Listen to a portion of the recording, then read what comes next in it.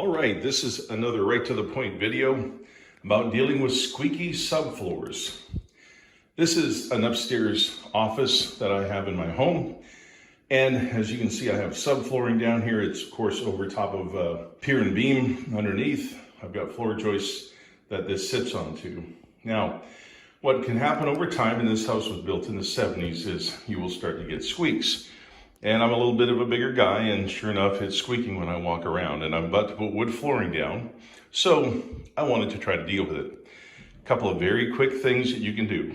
So the first thing you can do is actually screw and put screws down right beside where the nails are.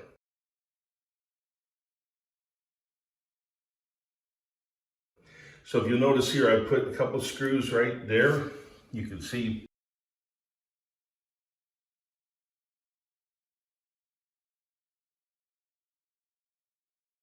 these are the screws.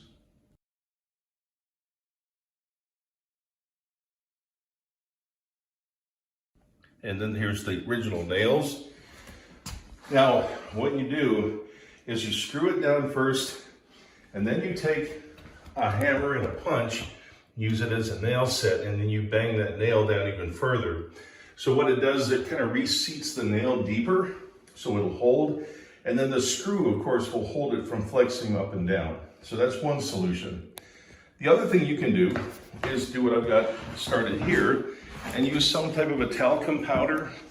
And the baby powder, this is a shower to shower powder. But basically what you do is you start to put it in these cracks.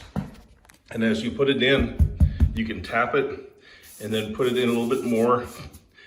And what that does is that will help any squeaking where the subfloor panels that are touching, that it'll stop some of that squeaking there too. So I'm planning to do both. My wife can walk around through here already with no squeaks. Again, I'm bigger than she is, so I'm getting some squeaks, but it is definitely helping, and it's an easy fix. So there you go.